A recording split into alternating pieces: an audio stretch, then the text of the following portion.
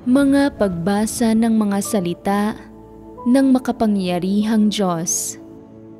Paglalantad sa mga Antikristo. Ikasyam na item. Ginagawa nila ang kanilang tungkulin para lang maging tanyag sila at maisakatuparan ang kanilang sariling mga interes at ambisyon. Hindi nila kailanman isinasaalang-alang ang mga interes ng sambahayan ng Diyos at ipinagkakanulupa ang mga interes na iyon. Ipinagpapalit para sa kanilang personal na kaluwalhatian. Ikasyam na bahagi. B. Ang mga paraan kung paano tinatrato ng mga Antikristo ang titulong tagapagserbisyo. Ang paksa sa pagbabahaginan ngayong araw ay ang paghihimay-himay sa saloobin ng mga Antikristo patungkol sa titulong tagapagserbisyo. Ngayong natapos na tayong magbahaginan tungkol sa definisyon ng titulong tagapagserbisyo, hindi ba't may positibong pagkaunawa ang karamihan sa mga tao sa titulong ito? Nakakaramdam pa rin ba kayo ng paglaban o pag-ayaw sa titulong ito? Hindi na. Kung gayon, tingnan natin ngayon kung paano tinatrato ng mga Antikristo ang titulong tagapagserbisyo at kung ano ang saloobin nila patungkol dito. Ang mataas na posisyon, mataas na katanyagan, at ganap na kapangyarihan ang labis na pinahahalagahan ng mga Antikristo. Pagdating sa mga labis na karaniwan, simple at mabababang antas na titulo, at ibang mga titulo na medyo nakakahiya para sa mga tao, nakakaramdam ng matinding paglaban at diskriminasyon ang mga Antikristo sa puso nila at partikular nila itong nararamdaman tungkol sa titulong tagapagserbisyo. Kahit gaano pa kamatiisin at kamapagpasensya ang Diyos sa grupong ito ng mga tao na kilala bilang mga tagapagserbisyo, at kahit ano pa ang paliwanag at interpretasyon ng Diyos sa titulong tagapagserbisyo, minamaliit pa rin ng mga Antikristo ang titulong ito sa kaibuturan ng kanilang puso. Iniisip nila na masyadong mababa ang titulong ito at na kung sila mismo ay mga tagapagserbisyo, wala na silang mukhang maiharap sa iba. Iniisip nila na sa sandaling binigyan sila ng titulong ito, hinahamon at minamaliit ang kanilang integridad, pride at reputasyon. Bumabagsak ang kanilang halaga at wala ng kabuluhan ang buhay. Sa makatuwid, hindi tatanggapin ng mga Antikristo ang titulong tagapagserbisyo kahit ano ang mangyari. Kapag pinapapunta mo sila sa sambahayan ng Diyos at pinapagserbisyo para sa gawain ng Diyos, sasabihin nila, masyadong nakakapanghamak ang titulong tagapagserbisyo at hindi ako handang maging ganoon. Sa paghiling mo sa akin na maging tagapagserbisyo, iniinsulto mo ako. Hindi ako nanampalataya sa Diyos para lang insultuhin mo ako. Pumarito ako para makatanggap ng mga pagpapala. Kung hindi, bakit ko pa tinalikuran ang aking pamilya, iniwan ang aking trabaho, at isinuko ang aking mga makamundong kinabukasan? Hindi ako pumarito para maging tagapagserbisyo. Hindi ako pumarito para magtrabaho para sa iyo at paglingkuran ka. Kung sasabihan mo akong maging isang tagapagserbisyo, mas pipiliin ko pang hindi na lang manampalataya. Hindi ba't ganito ang saloobin ng mga antikristo? May mga antikristo pa nga na nagsasabing, kung sasabihan mo akong maging tagapagserbisyo sa sambahayan ng Diyos, ano pa ang silbi na manampalataya ako sa Diyos? Ano pa ang kabuluhan nito? Kaya, kapag nagsasagawa sila ng isang trabaho o tumatanggap ng isang atas o gampanin sa sambahayan ng Diyos, nais muna nilang alamin ang sumusunod. Pagkatapos kong tanggapin ang trabahong ito, magiging leader ba ako ng iglesia o leader ng pangkat? O magiging isang alipores lang na nagseserbisyo at nagtatrabaho para sa iba? Bago nila malaman ito, gumagawa muna sila pansamantala. Sa panahong ito, inoobserbahan nila ang mga salita at ekspresyon ng mga tao, nagmamasid at nakikinig ng mabuti, at nagtatanong ng impormasyon mula sa iba't ibang mapagkukunan.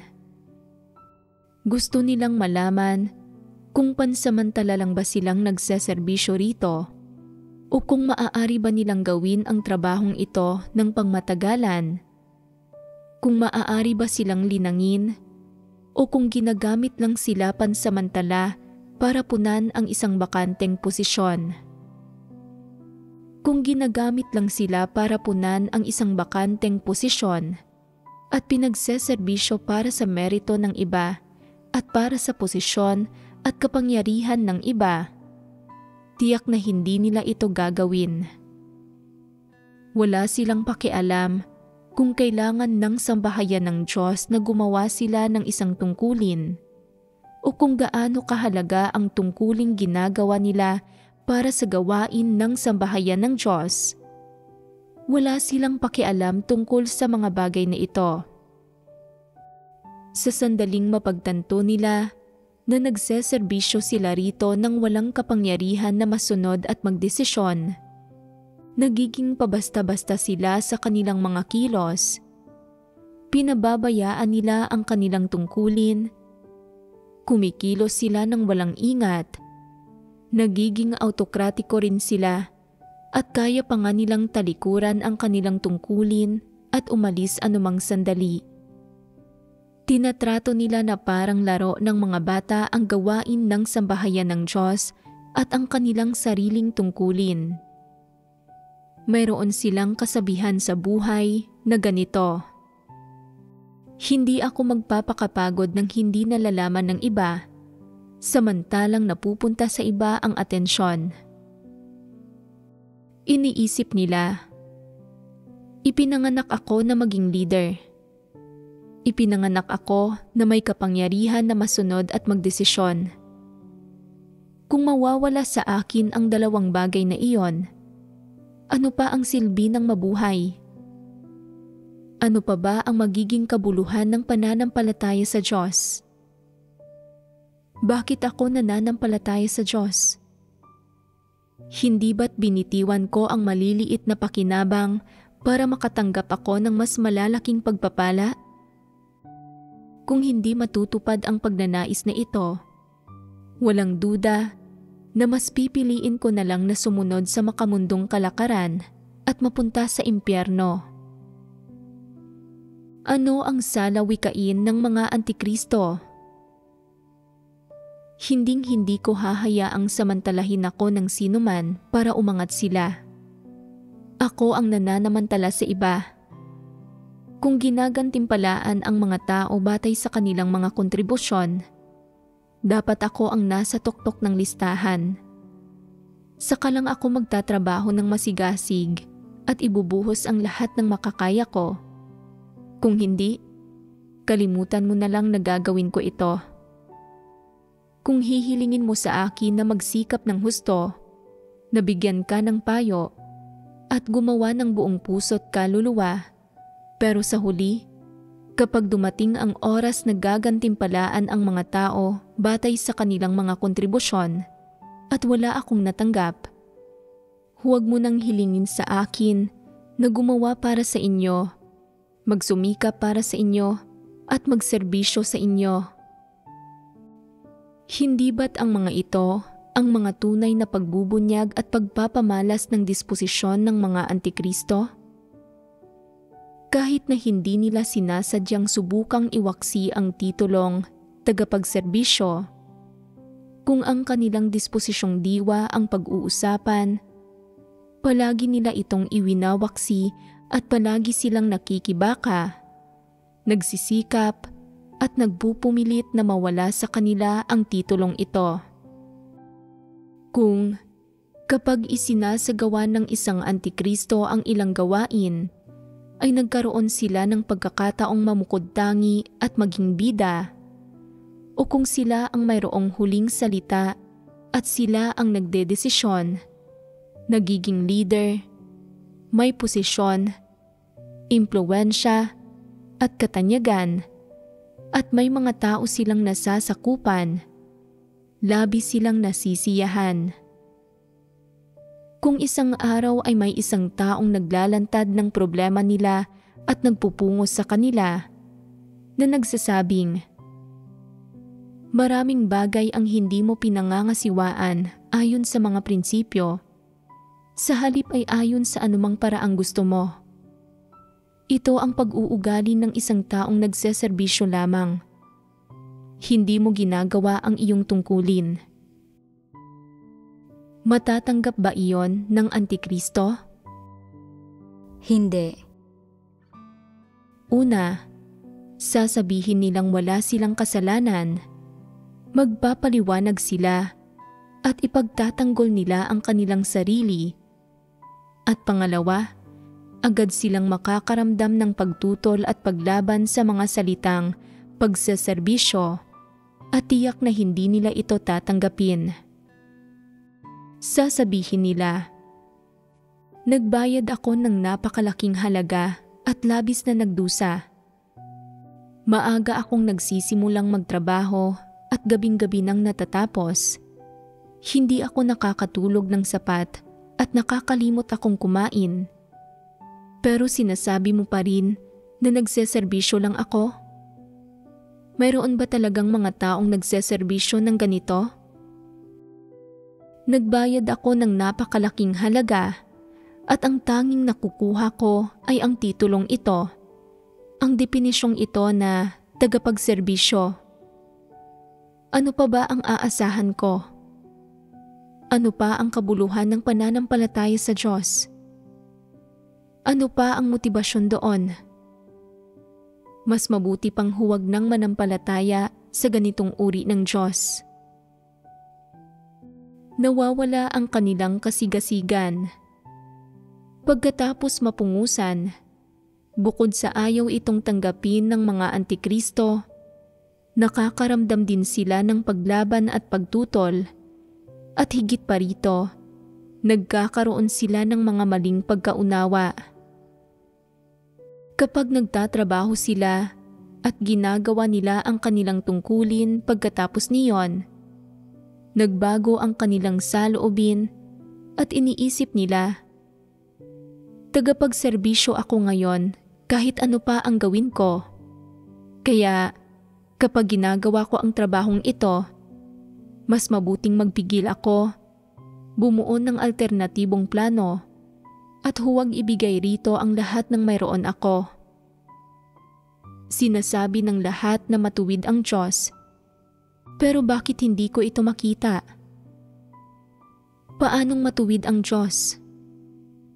Dahil isa akong tagapagserbisyo anuman ang gawin ko. Kung gayon, mula ngayon, babaguhin ko na ang paraan ng pananampalataya ko sa Diyos. Magseserbisyo na lang ako at tingnan natin kung sino ang takot kanino. Dahil hindi naman ako pupurihin o sasang-ayunan sa kahit anong gawin ko. Kung gayon, bahala na. Babaguhin ko na lang ang pamumuhay ko at ang paraan ng paggawa ko sa mga bagay-bagay. Gagawin ko ang anumang ipapagawa mo sa akin at hindi ako magsasalita kung mayroon akong anumang ideya. Magsalita ang sino mang may gusto. Kung may magpupungo sa akin, sa panlabas ay magpapanggap akong sumasang-ayon sa kanya. At kapag may nagkakamali sa trabaho, wala akong anumang sasabihin kahit na napapansin ko ito. Kung may isang taong kumikilos ng walang pagkaunawa sa mga prinsipyo, hindi ko sasabihin sa kanya ang mga prinsipyo kahit na nauunawaan ko ang mga ito. Papanoorin ko lang siya na kumilos na parang isang hangal. Hahayaan ko siyang magkamali para mapungusan siya kagaya ko. At titingnan ko kung makakayanan ba niya ang pakiramdam na mailarawan bilang isang tagapagserbisyo. Dahil pinahihirapan ninyo ako, pahihirapan ko rin kayo at hindi ko rin gagawing madali para sa inyo ang mga bagay-bagay. Nakakaramdam na sila ng matitinding emosyon at paglaban sa simpleng pagpupungos at pagdidisiplina lang sa kanila. Saloobin ba ito ng pagtanggap sa katotohanan? Hindi. Ano ang masama sa pagseserbisyo? Masama bang magserbisyo para sa Diyos? Nakakapinsala ba sa iyong dignidad ang pagseserbisyo para sa Diyos? Hindi ba karapat-dapat ang Diyos na mapagserbisyuhan mo? Kung gayon, ano ang karapat-dapat sa iyo para sa paggawa ng Diyos? Bakit masyado kang sensitibo at lumalaban sa mga salitang ito? Nagpakumbaba ang lumikha para maging isang tao na namumuhay sa gitna ng mga tao at nagseserbisyo siya sa bawat tiwaling tao, mga taong kumukontra at nagtatakwil sa kanya. Kung gayon, bakit hindi makapagserbisyo ng kaunti ang mga tao alang-alang sa plano ng pamamahala ng Diyos? Ano ang mali sa paggawa nito? Mayroon bang kawalang dangal dito? Mayroon bang kahiya-hiya tungkol dito? Kumpara sa kababaang loob at pagiging tago ng Diyos, habang buhay na mananatiling kasuklam-suklam at pangit ang mga tao. Hindi ba't ganoon nga iyon? Maaaring pansamantala lamang na sumasama ang loob ng mga tiwaling tao na naghahangad sa katotohanan kapag naririnig nila ang titulong tagapagserbisyo. Ngunit maaari itong maging isang motibasyon na magtutulak sa kanila na hangarin ang katotohanan para makapagpasakop sa Diyos. Hindi sila masyadong sensitibo sa titulong ito na ibinibigay ng Diyos sa mga tao. Ngunit hindi ganito ang kaso sa mga antikristo. Palagi silang labis na nagbubusisi sa mga titulong ibinibigay ng Diyos sa mga tao at dinidibdib nila ang mga ito. Madaling nalalabag ng isang pariralang sinabi ng Diyos ang kanilang mga interes at napipinsala sila rito. At kapag lumalabag sa kanilang intensyon at pagnanais na makatanggap ng mga pagpapala ang sinasabi ng Diyos, nasasaktan ang kanilang pagpapahalaga sa sarili. Sa sandaling masaktan ang kanilang pagpapahalaga sa sarili at ang kanilang dignidad, hinuhusgahan, itinatakwil at ipinagkakanulo nila ang Diyos. Nais nilang iwan ang Diyos. Ayaw nilang patuloy na gawin ang kanilang tungkulin. Kasabay nito, sinusumpa nila ang Diyos sa pagiging hindi matuwid at hindi pakikisimpatya sa mga tao. Sinasabi pa nga ng ilang tao na napakahirap palugurin ng Diyos at nawala na silang ginawang tama. Pawang nagmumula sa mga antikristo ang mga salita, sentimiento at disposisyong ito. Bukod sa ganap na wala silang saloobin ng pagpapasakop sa Diyos, Binubusisi rin nila ang iba't ibang bagay na sinasabi ng Diyos at pabaya sila at walang pakialam sa iba't ibang hinihingi ng Diyos. Palagi nilang nilalabanan ang titulong ito na tagapagserbisyo at wala silang intensyon na tanggapin ito o magpasakop at lalong wala silang intensyon na unawain ang layunin ng Diyos.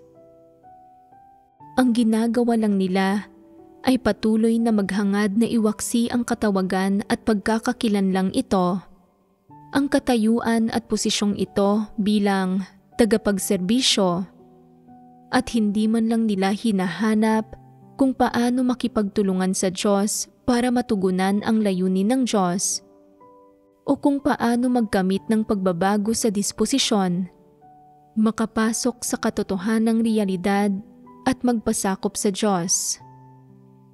Hindi nila hinahangad ang mga positibong bagay na ito kahit kaunti, at maging kapag inilantad sila bilang mga tagapagserbisyo, biglang sumasabog ang kanilang galit at init ng ulo. Gaano ito kalubha? Lihim na sinusumpa ng ilang antikristo ang Diyos sa mga pampublikong lugar habang malakas siyang sinusumpa sa likod ng mga nakasarang pintuan. Sinasabing, hindi matuwid ang Diyos. Mas mabuti pang hindi na ako manampalataya sa ganitong uri ng Diyos. Hayagan nilang pinoprotesta at kinokontra ang Diyos. Sa pamamagitan lang ng salitang tagapagserbisyo, nabubunyag na ang diwa ng mga antikristo na kumukontra sa Diyos at tutol sa katotohanan. Tuluyang nahuhubad ang maskara ng kanilang buktot na mukha sa harap ng salitang tagapagserbisyo at ganap na silang nalalantad. Ano mismo ang nalalantad?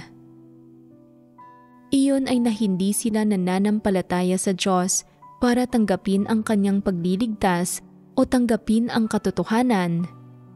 Ni hindi sila nananampalataya sa Diyos dahil ang Diyos ang katotohanan o dahil Siya ang may kataas-taasang kapangyarihan sa lahat ng bagay. Sa halip, nananampalataya sila sa Diyos dahil may gusto silang makuha mula sa Kanya. Pinipilit nila ang kanilang sarili na pumunta sa sambahayan ng Diyos alang-alang sa kanilang mga ambisyon at pagnanais. Walang saysay silang nagtatangkang mamukod-tangi sa karamihan at tumanggap ng mga pagpapala sa pamamagitan ng kanilang sariling mga paraan, pagsisikap, paggawa ng husto, at pakikibaka. O, higit pa rito, marahil ay nagtatangka silang makatanggap ng mas malaking gantimpala sa kanilang kabilang buhay. Sa makatwid, sa paningin nila, ang salitang tagapagserbisyo ay isang nakakababang bagay at isang mapanghamak na termino magpakailanman. Isang bagay na hindi nila kailanman matatanggap. Iniisip ng ilang kapatid, isang pagpapala para sa atin na magserbisyo sa Diyos. Mabuting bagay ito, isang marangal na bagay. Gayunpaman, hindi kailanman tinatanggap ng mga antikristo ang katunayang ito at sinasabi nila, isang pagpapala para sa atin na magserbisyo sa Diyos? Anong klaseng salita iyan? Kalokohan. Nasaan ang pagpapala sa paggawa niyon? Nasaan ang kasiyahan? Ano ang mapapala sa pagseserbisyo sa Diyos? Makakakuha ka ba ng pera, ginto, o kayamanan mula sa pagseserbisyo? O makakakuha ka ba ng bahay at sasakyan? Matitiwalag ang lahat ng nagseserbisyo. Mayroon bang mga tagapagserbisyo na mabubuting tao? Walang taong nagseserbisyo ang makapagtatamo kailanman ng anumang bagay. Hindi nila tinatanggap ang katunayang ibinahagi ng mga kapatid na ang pagseserbisyo sa Diyos ay isang pagpapala sa sangkatauhan at nakakaramdam sila ng paglaban at pagkasuklam dito. Mas gugustuhin pa nilang makinig sa ibang bagay. Ang mga antikristo ay kayang gumugol ng kanilang sarili, magsilbi at magsalin ng inumin para sa kahit sinong opisyal o taong may posisyon at katanyagan sa mundo. At sasang-ayon pa nga sila na magserbisyo para sa mga taong ito at magiging mas buo ang kanilang loob na gawin ito. Kapag nagseserbisyo na sila sa Diyos, saka lang sila umaayaw at nag-aatubili, puno ng reklamo, paglaban at mga damdamin. Anong klaseng mga nilalang ang mga taong ito? Ganito ba ang mga pagpapamalas na dapat mayroon ang isang tagasunod ng Diyos? Malinaw na mga pagpapamalas ang mga ito ng diwa ng mga antikristo. Kung pupunta sa mundo ang isang antikristo para magserbisyo sa isang alkalde, gobernador, o sa kahit sinong tanyag na politiko, iisipin nila na isa itong bagay na naghatid ng kaluwalhatian sa kanilang mga ninuno at ipinagmamalaki ng kanilang pamilya. Magiging lubos silang masaya para silang nakalutang sa alapaap. Kung may magtatanong sa kanila kung ano ang kanilang trabaho, sasabihin nila, "Nagseserbisyo ako sa alkalde. Ako ang malapit na tauhan ng alkalde, ang kanyang personal na gwardya." O sasabihin nila, "Inaasikaso ko ang pang-araw-araw na pangangailangan ng presidente." Sasabihin nila ito ng may buong pagmamalaki. Iisipin nilang isa itong napakagandang trabaho at na makikisalo ang kanilang buong pamilya sa kaluwalhatian nito. Mananaginip sila sa gabi at magigising ng masaya at hindi nila itatago ang kanilang ginawa kahit saan sila magpunta. Bakit ganoon? Hindi nila makikitang kahiya-hiya ang kanilang trabaho. Sa halip, mararamdaman nila na marangal ito, isang trabahong naglalagay sa kanila sa mataas na ranggo kaysa sa iba. Isang trabahong nagbibigay sa kanila ng magandang imahe. Gayunpaman, pagkatapos manampalataya sa Diyos ang isang taong gaya nito, kung pinagseserbisyo siya sa Diyos, ayaw niyang gawin ito. Nakakaramdam siya ng paglaban at nagrereklamo at sinusumpa pa nga ang Diyos at kaya rin niyang ipagkanulo at itatwa ang Diyos. Kung ihahambing ang dalawang bagay na ito, makikita natin na ang mga antikristo ay talagang mga antikristo na parte sila ng grupo ni Satanas. Paano man nila paglingkuran si Satanas at gaano man kadumi, nakakapagod o nakakababa ang trabahong iyon, itinuturing nila itong isang karangalan. Subalit, kapag gumagawa ng mga bagay-bagay para sa Diyos sa kanyang sambahayan, gaano man kamakabuluhan, kahalaga o kamarangal ang mga bagay na ginagawa nila, o gaano man sila itinataas dahil sa paggawa ng mga ito, palagi nilang itinuturing na ito ay isang maliit na usapin. Gaano man kalaking pagpapala ito at gaano man kalaking karangalan ito na makapagserbisyo sa Diyos at sa gawain ng Diyos, at gaano man kahalagang oportunidad ito para sa sangkatauhan, sadyang hindi nila magawang maging masaya tungkol dito. Bakit ganito? Isa lamang ang dahilan.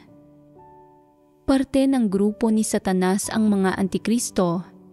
Sila ay kay Satanas at mga buhay na Satanas likas na antagonistiko sa Diyos.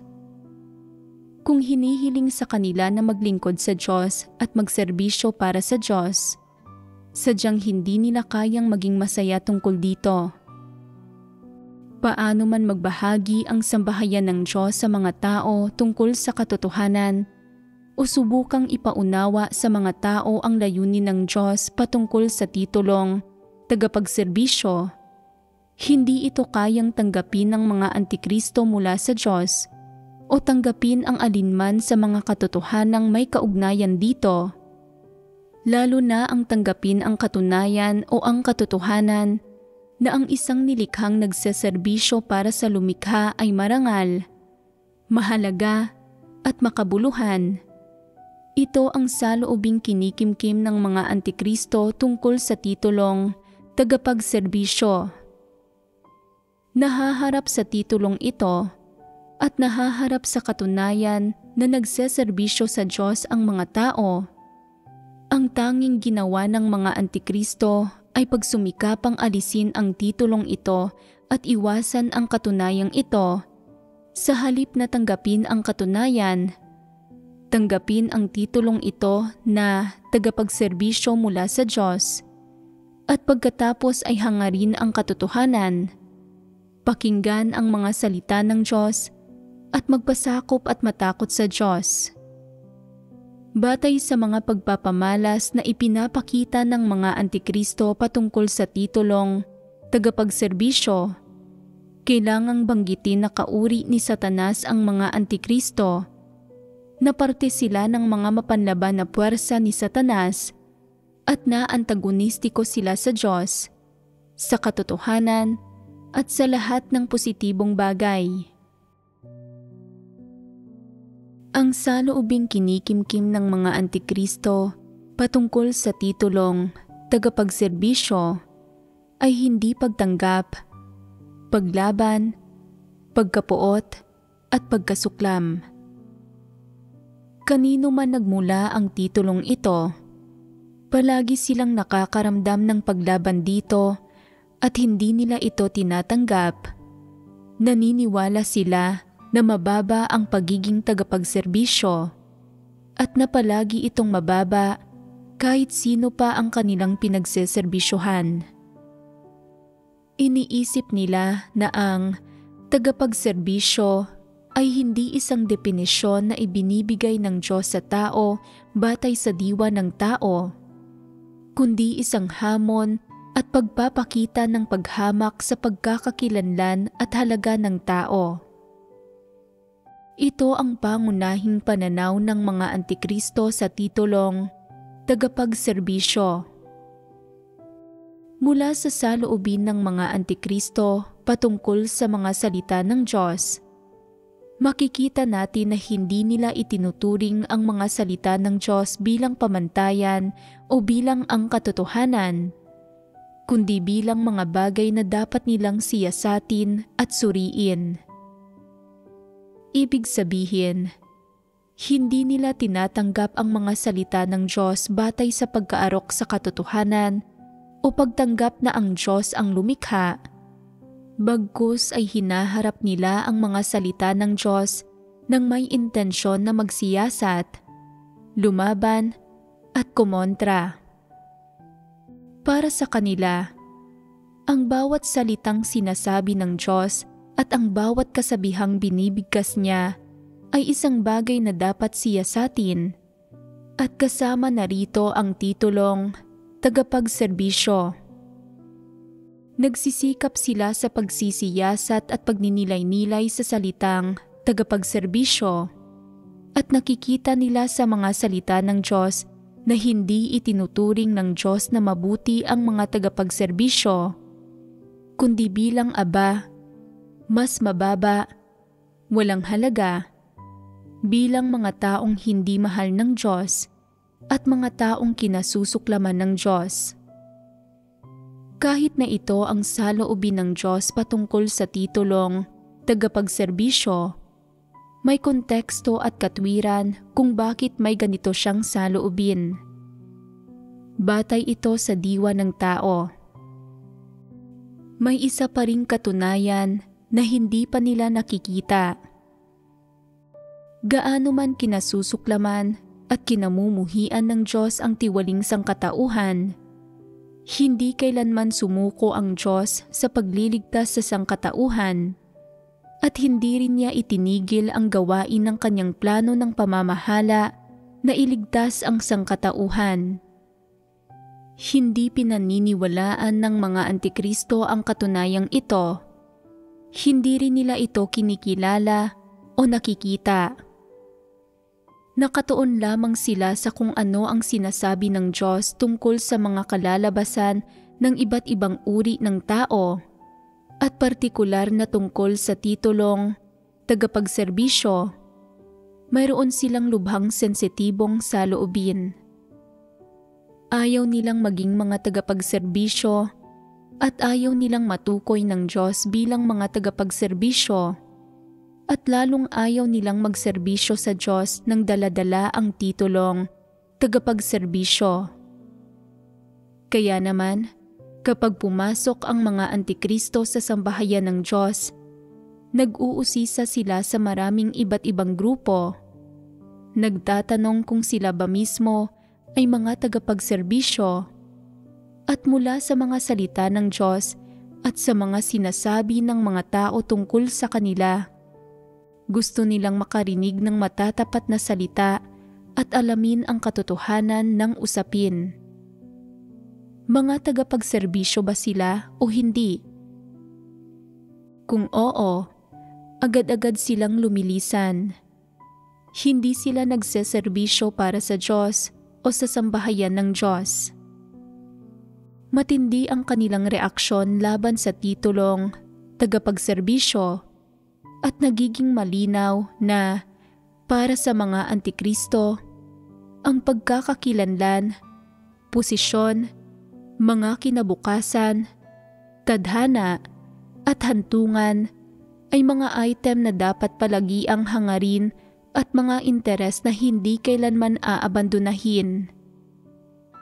Para sa mga Antikristo, ang mga tagapagserbisyo ang pinakamababa sa gitna ng sangkatauhan gaya ng pagtukoy ng Diyos.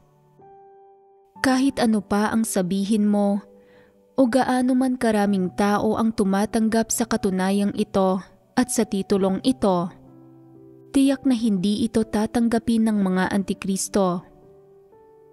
Kapag gumagawa ng trabaho, hinihingi lamang nila na pagserbisyuhan, pakinggan, sundin, at pagtuunan sila ng iba, at hindi nila kailanman hinihingi sa kanilang sarili na makipagtulungan o makipagtalakayan sa iba, o natanungin ang opinyon ng iba, konsultahin ang mga layunin ng Diyos, o hanapin ang mga katotohanang prinsipyo.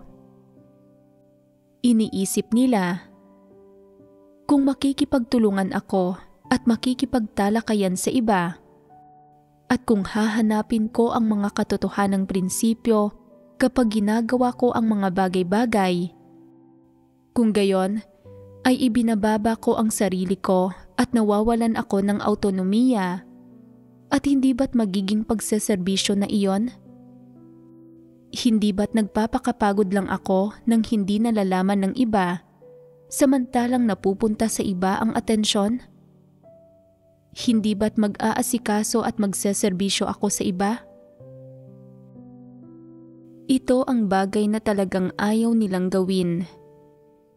Iginigiit lang nila sa iba na asikasuhin sila, magpasailalim sa kanila, pakinggan sila, pahalagahan sila, labis silang purihin, pagmukain silang mabuti sa lahat ng bagay, bigyan sila ng puwang, pagserbisyuhan sila, at magtrabaho para sa kanila. At iginigiit pa nga nila na bigyan sila ng Diyos ng mga naaangkop na gantimpala at nababagay na korona, alinsunod sa kanilang nagawa.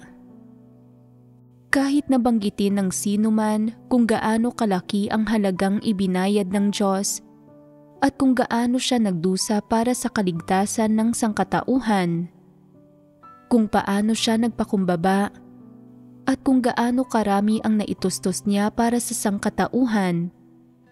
Kapag naririnig ng mga antikristo ang mga salitang ito, at kapag nakikita nila ang mga katunayang ito, nananatili silang walang pakialam at normal lang ang mga ito para sa kanila.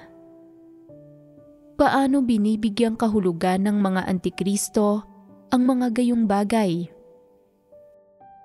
Sinasabi nila, dapat gawin ng Diyos ang lahat para sa tao at dapat niyang ipagkaloob sa tao ang pinakamainam, ipagkaloob ang mga pagpapala at biyaya, at ipagkaloob ang kapayapaan at kagalakan sa tao. Dapat niyang ialay ang lahat ng ito sa tao. Obligasyon niya ito. At kapag tinatalikuran ng mga tao ang mga bagay-bagay, iginugugol ang kanilang sarili. At kapag nagbabayad sila ng halaga para sa Diyos, kapag iniaalay nila ang lahat para sa Diyos, dapat silang makakuha ng mga gantimpala mula sa Diyos at makatanggap ng mas mainam na bagay. Hindi ba't patas na transaksyon iyon? Isang magkatumbas na kalakalan? Ano pa ba ang dapat pag-usapan dito? Anong merito mayroon ang Diyos? Bakit wala pa akong nakitang anumang merito ng Diyos? Nagkakaloob ang Diyos ng mga bagay-bagay sa tao, kaya hindi ba't natural lang na karapat-dapat ang tao na matanggap ang mga ito? Nagbayad ng halaga ang mga tao. Hindi sila naniniwala na ang lahat ng bagay na ito na ginagawa ng Diyos para sa tao ay ang pinakamalaking biyaya para sa tao. Hindi sila mapagpasalamat at hindi sila nag-iisip na suklian ang Diyos. Sa halip, nais nilang ipagpalit ang halagang ibinayad nila para sa magandang hantungan na ipinangako ng Diyos sa sangkatauhan, at likas silang naniniwala na nararapat lang para sa kanila na magnais ng mga pagpapala at magkimkim ng lahat ng intensyong ito. Kaya, sa kahit anong paraan man ito tingnan ng isang tao, hindi dapat gawin ng Diyos na mga tagapagserbisyo niya ang mga tao.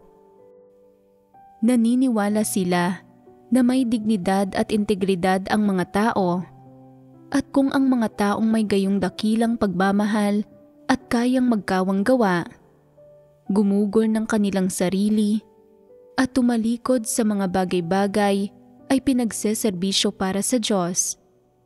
Kung gayon, lubhas silang ipinapahiya at tinatrato ng hindi makatarungan.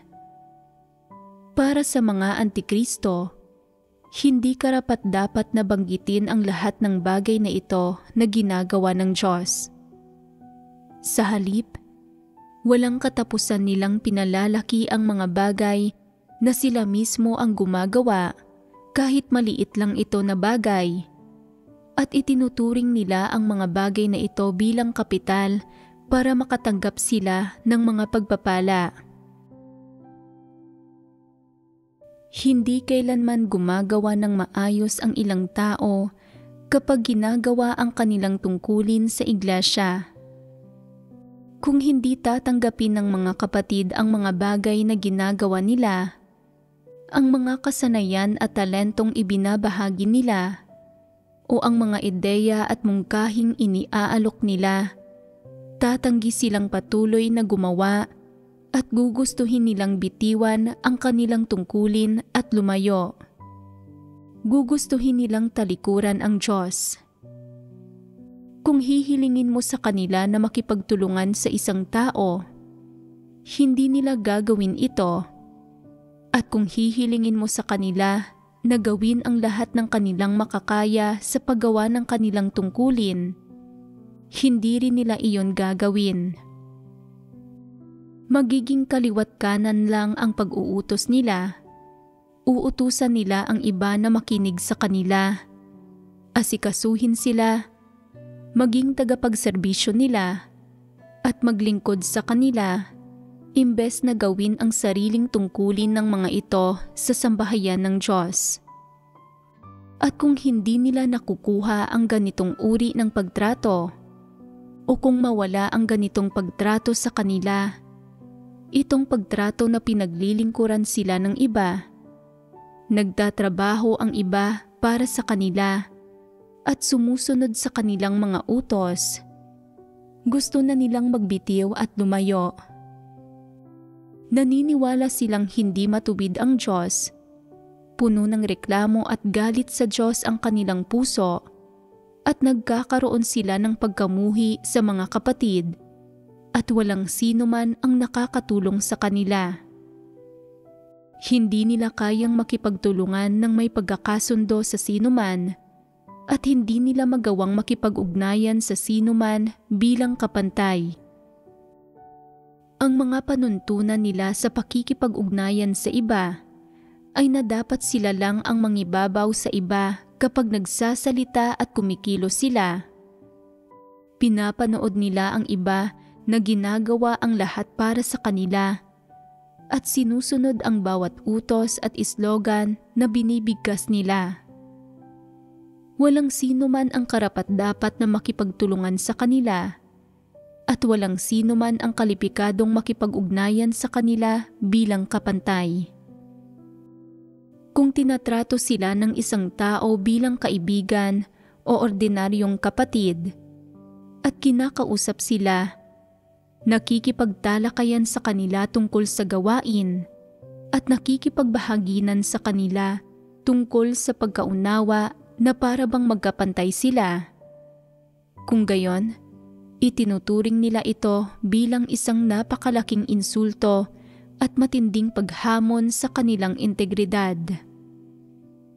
Sa puso nila, namumuhi at nakakaramdam sila ng pagkamapanlaban sa gayong mga tao, at maghahanap sila ng mga pagkakataon na makapaghiganti sa kahit sinong tumatrato sa kanila bilang kapantay o sa mga hindi sumeseryoso sa kanila. Hindi ba't ito ang ginagawa ng mga antikristo? Ito ang may herarkiya na perspektiba na ipinapakita ng mga antikristo sa pakikipag-ugnayan sa ibang tao. Siyempre, may kaugnayan ito sa tunay na opinyon at saloobin na kinikimkim ng mga antikristo tungkol sa titulong tagapagserbisyo. Ni hindi nila kayang tanggapin ang isang titulo na ibinibigay ng Diyos sa sangkatauhan, kaya matatanggap ba nila ang pagkondena, paglalantad at pagsusuri ng iba? Lalong hindi nila kayang tanggapin ang mga bagay na ito.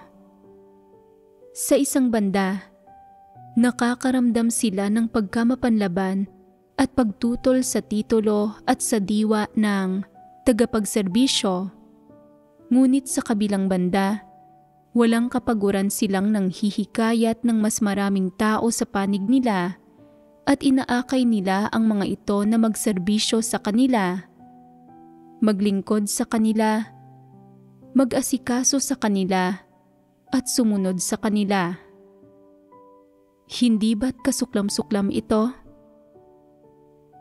Buktot ang diwa ng mga gayong tao at totoo talaga iyon. Nais nilang kontrolin ang iba. Sila mismo ay malinaw na walang kwenta at walang kayang gawin. Basura lang sila sa sambahayan ng Diyos.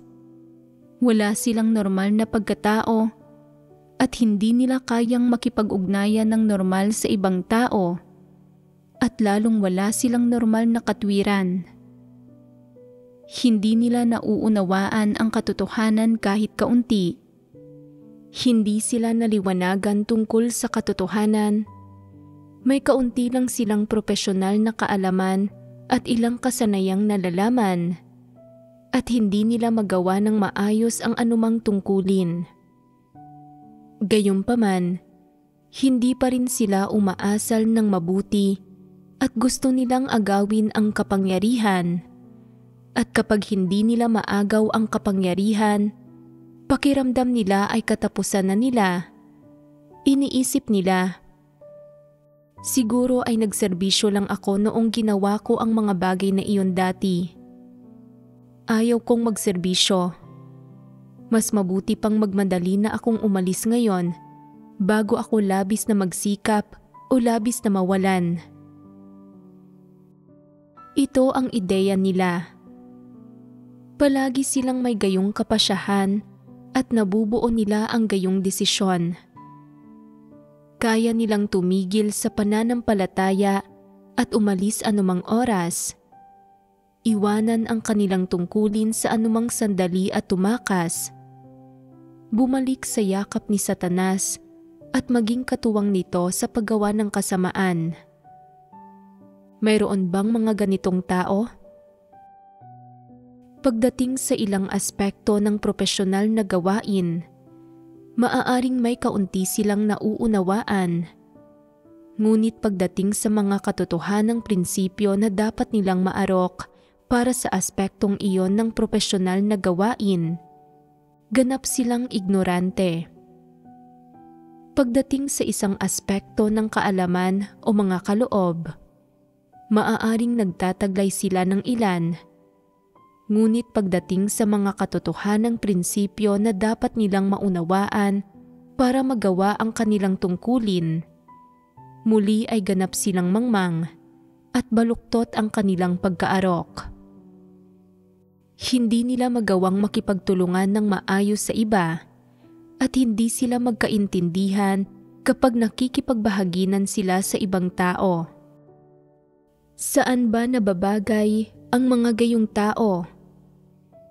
Kung tunay silang may konsensya at katwiran, magagawa nilang tratuhin ng tama ang ibang tao. At kapag ang sinasabi ng mga tao ay tama at naaayon sa katotohanan, matatanggap nila ang mga ito. Kusang loob silang magpapasakop at magagawa nilang maghimagsik laban sa kanilang laman. Hindi nila dapat palaging gustuhing mamukod-tangi, mamuno sa iba at kontrolin ang iba. Sa halip, dapat nilang bitiwan ang kanilang ambisyon at pagnanais na mangibabaw sa iba at maging handang maging pinakahindi mahalaga sa lahat ng tao. Kahit pa may kasama itong pagsaserbisyo, dapat nilang gawin ang anumang makakaya nila. Sila mismo ay mga ordinaryong tao, kaya dapat silang bumalik sa posisyon ng mga ordinaryong tao. Gawin ang kanilang makakaya sa kanilang mga tungkulin at umasal sa praktikal na paraan. Ang mga ganitong tao ay makakapanindigan hanggang sa huli. Kung hindi nila pipiliin ang landas na ito at sa halip ay ituturing ang kanilang sarili na dakila at marangal, kung walang sino man ang makakagalaw o makakalapit sa kanila, at kung gusto nilang maging siga ng bayan, isang tirano at sumunod sa landas ng mga antikristo, kung gayon ay nakatadhana silang maging masasamang tao. Kung hindi sila handang maging ang pinakahamak na tao, na maging ganap na hindi kilala o malayo sa atensyon ng iba, o ibigay ang lahat ng makakaya nila, kung gayon ay tiyak na mga antikristo sila at hindi sila maliligtas. Mapanganib ito para sa kanila.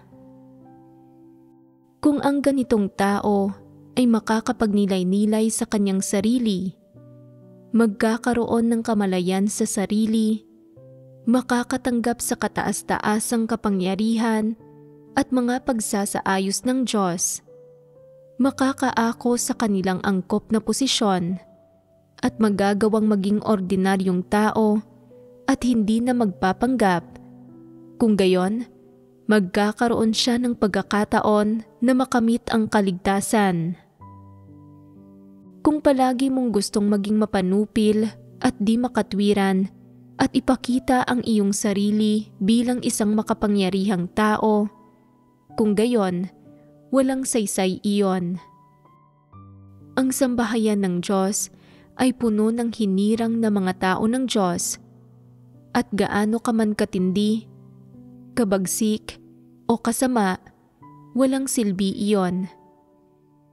Ang sambahayan ng Diyos ay hindi isang lugar ng labanan, kaya kung gusto mong makipaglaban, gawin mo iyon sa mundo sa labas. Walang sino man sa sambahayan ng Diyos ang gustong makipaglaban sa iyo. Walang interesado rito o may oras para dito. Ang sambahayan ng Diyos ay isang lugar na nangangaral ng katotohanan, na tumutulong sa mga tao na makaunawa sa katotohanan at maisagawa ang katotohanan. Kung hindi mo maisagawa ang katotohanan, mahirap iyon at ipinapakita lang nito na hindi ka nabibilang dito. Kung palagi mong gustong makipaglaban, kung palagi mong gustong maging mabagsik, malupit, mapanupil at di makatwiran, kung gayon, hindi angkop na lugar para sa iyo ang iglesia.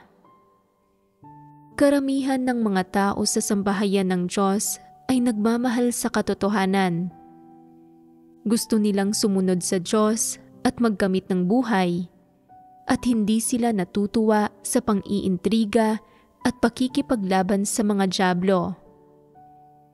Ang mga antikristo lamang ang natutuwang makipaglaban palagi at makipagkompetensya para sa kapangyarihan at pakinabang, at iyon ang dahilan kung bakit hindi makapanindigan ang mga antikristo sa sambahayan ng Diyos.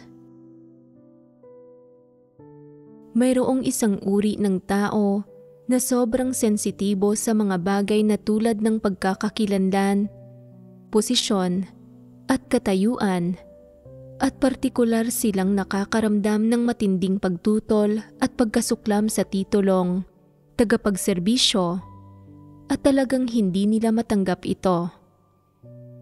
Ang mga gayong tao ay mga antikristo. Bukod sa hindi nila hinahangad ang katotohanan at tutol sila sa katotohanan, tutol din sila na matawag na tagapagserbisyo.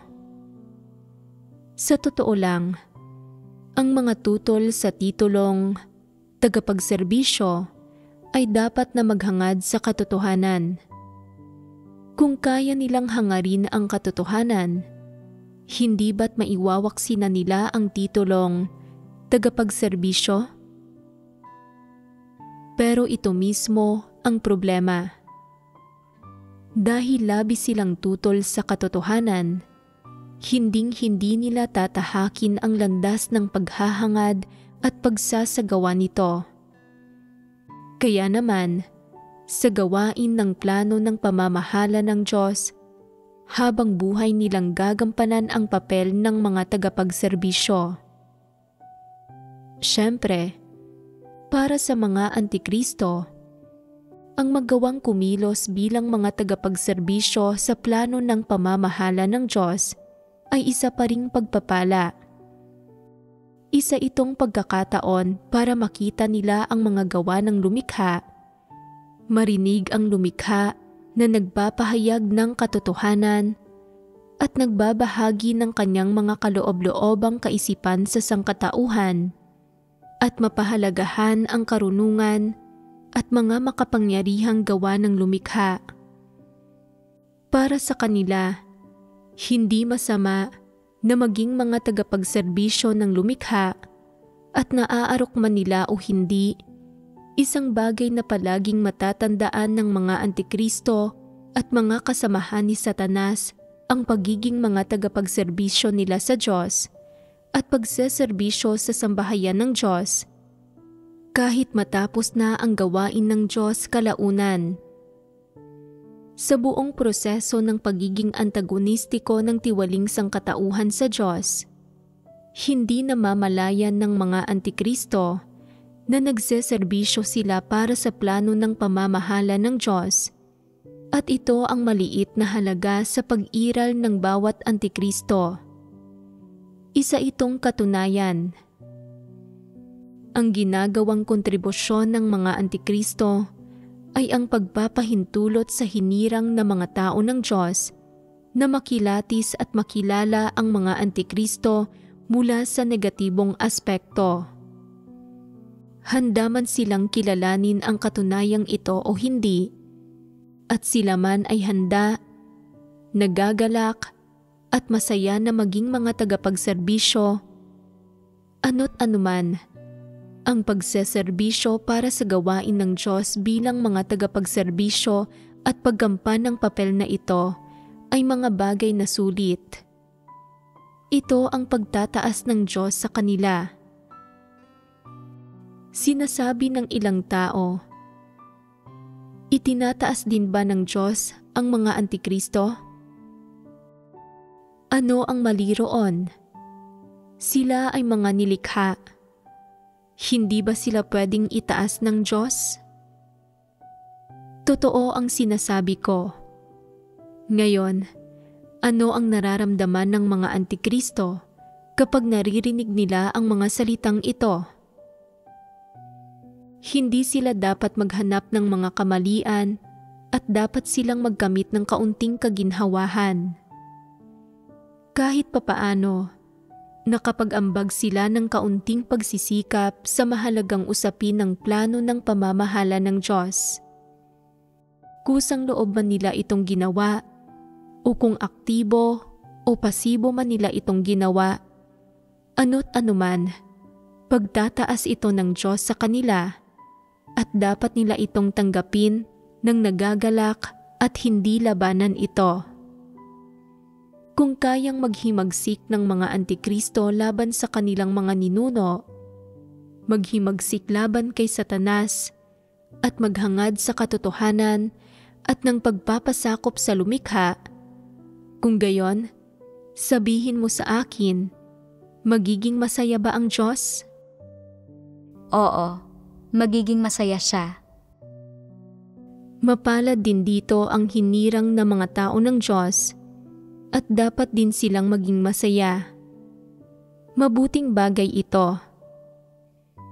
Mapapangatwiranan man o hindi ang katunayang ito, ano't anuman, kung kayang magbago ng mga Antikristo at tumahak sa landas ng pagsisisi, syempre, mabuting bagay iyon. Kaya, bakit ko sinasabing mapalad dito ang hinirang na mga tao ng Diyos? Kung kusang loob na magseserbisyo ang isang Antikristo, hindi ba't mababawasan ng isang salot sa sambahayan ng Diyos? Kung mababawasan kayo ng isang dyablo, mababawasan ng isang nanggugulo at nang aabala, hindi ba't magiging mas mapayapa ang mga araw ninyo? Kung titingnan sa ganitong perspektiba, kung talagang kusang loob na magseserbisyo ang mga Antikristo, magiging magandang bagay rin ito na nararapat ipagdiwang. Dapat ninyong hikayatin at tulungan sila at hindi sila tuluyang baliwalain. Kung mayroon kayong mabubuting layunin at hinahayaan ninyo silang manatili, ngunit mas nakakagulo lang ang kanilang pagseserbisyo kaysa nakakatulong at humahantong ito sa sakuna. Kung gayon, dapat silang pakitunguhan ayon sa mga prinsipyo. Hindi ba't isa itong mabuting paraan ng paggawa sa mga bagay-bagay? May isa pang uri ng tao na karapat-dapat banggitin. May mga taong handang magdusa at magbayad ng halaga habang ginagawa ang kanilang tungkulin. At kung minsan, kaya rin nilang sumunod at magpasakop o makitungo sa mga bagay-bagay ayon sa mga prinsipyo. Ang personal nilang pagnanais ay ang tahakin ang landas ng paghahangad ng katotohanan. Palagi nilang kayang magpasakop sa anumang isinaayos ng ang itaas o ng iglesia, at palagi nilang kayang tapusin ang mga gampanin sa tamang oras. Hindi sila nagsasanhi ng mga pagkagambala at kaguluhan sa sambahayan ng Diyos at naghahatid ng maraming benepisyo at pakinabang sa mga kapatid ang gawain at tungkuling ginagawa nila. Sa panlabas, bagamat hindi sila nakagawa ng anumang kasamaan, hindi sila nanggagambala o nanggugulo, at hindi sila mukhang masasamang tao. May ginagawa sila na hindi kayang gawin o hindi ginagawa ng mga ordinaryong tao, at iyon ay nasisiyahan sila sa pagpapalawak ng kanilang impluwensya at pagtatatag ng kanilang mga nagsasariling kaharian. Kapag naatasan sila sa ilang gampanin, sa sandaling maging supervisor sila ng trabahong iyon, nakakapagsimula na silang magtayo ng kanilang mga nagsasariling kaharian at hindi namamalayang nakakapagsimula na silang palakasin ang kanilang kapangyarihan at mga koneksyon sa loob ng saklaw ng kanilang impluwensya. Sa loob ng saklaw na ito, ganap at lubusan nilang nakukuha ang loob ng lahat at malakas na pinupuri at labis na hinahangaan ng mga tao ang lahat ng kanilang ginagawa, ang lahat ng kanilang sinasabi, at ang halagang ibinabayad nila. Itinuturing nila ang saklaw ng kanilang pamamahala bilang kanilang sariling munting pamilya sa loob ng pamilya ng Diyos. Sa panlabas, mukhang kaya nilang magbayad ng halaga, magdusa, at magpasa ng responsibilidad. Tila wala namang problema. Gayunpaman, sa mahahalagang sandali, kaya nilang ipagkanulo ang mga interes ng sambahayan ng Diyos. Upang mapangalagaan ang kanilang sariling katanyagan at ang kanilang pagiging pinakamataas, at mapangalagaan ang kanilang absolutong posisyon, dignidad at kapangyarihan sa iglesia, hindi sila sumasalungat o nananakit sa sinuman. Kahit na may isang taong pumipinsala o nagkakanulo sa mga interes ng sambahayan ng Diyos, o kahit na may nanggugulo o sumisira sa gawain ng sambahayan ng Diyos, hindi nila sinusuri ang isyong ito. Hindi nila ito pinapansin at kaya nila itong konsintihin. Hanggat hindi banta sa kanilang posisyon ang taong iyon at nagseserbisyo pa rin sa loob ng saklaw ng kanilang impluwensya, ayos lang iyon. Ito ang kanilang pinakamataas na pamantayan. Anuman ang mga kaguluhang idinudulot ng taong iyon, hindi nila ito nakikita, hindi nila ito pinapansin, at hindi nila pinupungusan o sinasaway ang taong iyon, at lalong hindi nila ito pinakikitunguhan. Ang mga gayong tao ay mga mapanganib na elemento. Mahirap silang makilatis ng karaniwang tao, at marahil ay hindi mo mapapansin ang anumang mali sa kanila kapag wala silang posisyon. Ngunit sa sandaling magkaroon sila ng posisyon, lubusang nalalantad ang kanilang kalikasang diwa. At ano mismo ang nalalantad? Ito ay na may balak sa likod ng halagang ibinabayad nila at sa lahat ng ginagawa nila.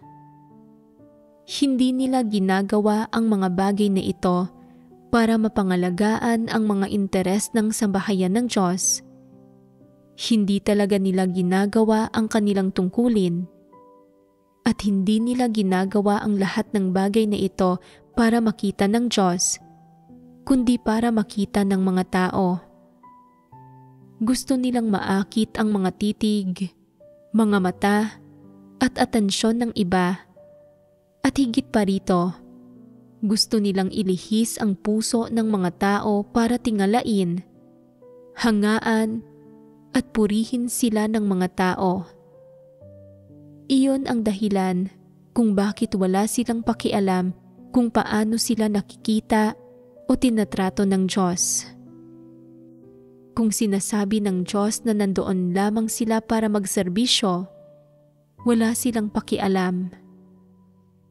Hanggat nagagawa ng mga tao na lumuhod sa harap ng kanilang mga paa at yumukod sa kanila, ayos lang ito.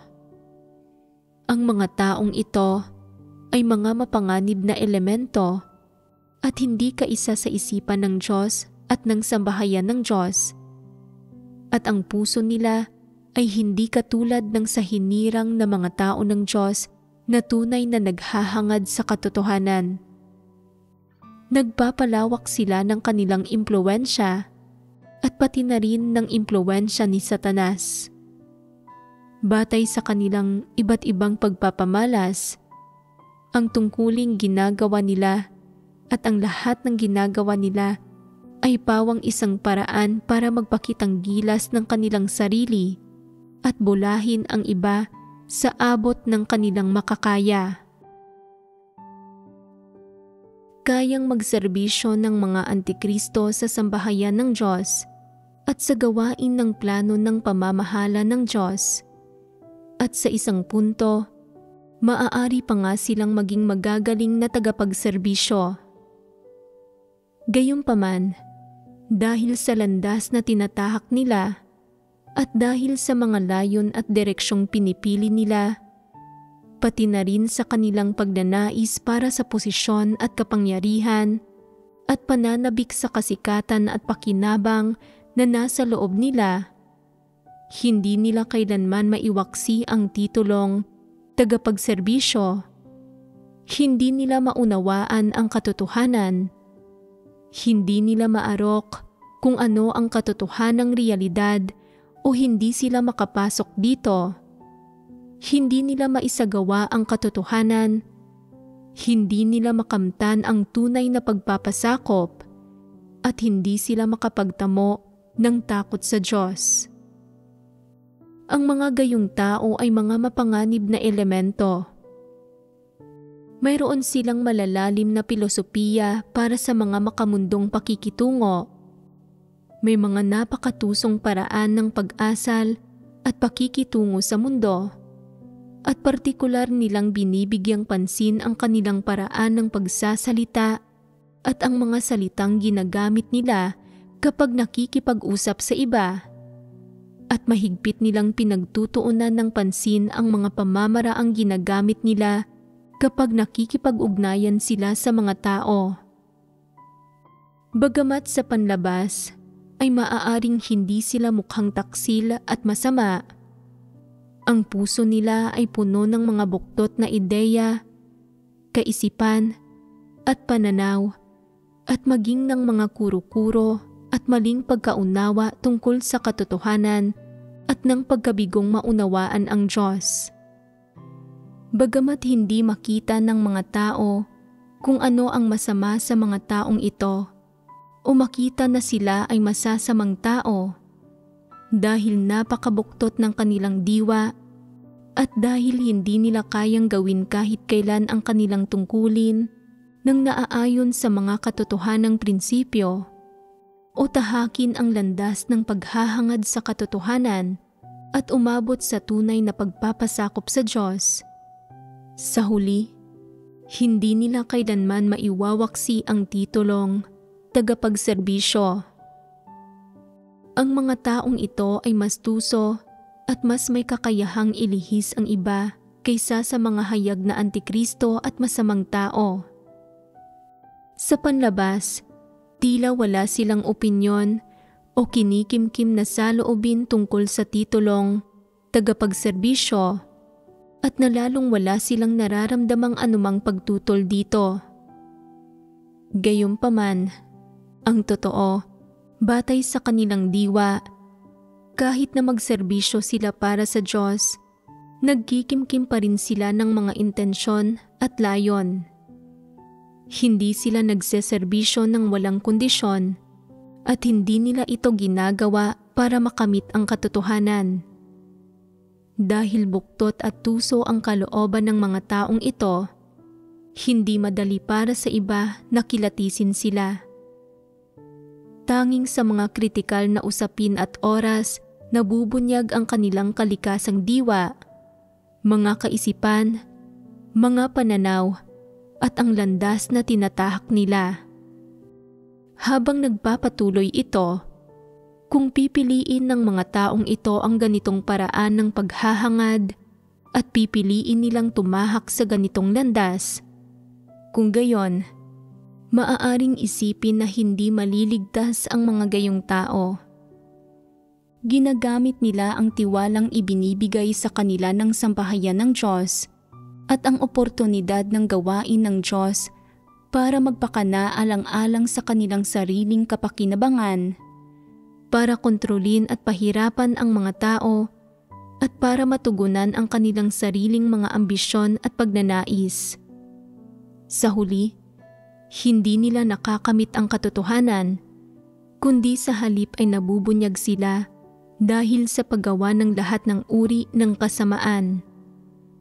Kapag nabunyag sila, nagiging malinaw na hindi hinahangad ng mga taong ito ang katotohanan at na hindi sila nananampalataya sa Diyos alang-alang sa paghahangad sa katotohanan at pagtamo ng kaligtasan. Pagkatapos makinig sa mga salita ng Diyos at sa kanyang paglalantad sa iba't ibang uri ng tao, kung patuloy na gagamitin ng mga taong ito ang mga prinsipyo, diskarte, at pamamaraan ng pakikitungo sa mundo para gawin ang kanilang tungkulin, kung gayon, iisa lang ang maaaring maging kalalabasan. Kailangang gampanan nila ang papel ng tagapagserbisyo sa gawain ng pamamahala ng Diyos at mabunyag at matiwalag sa huli.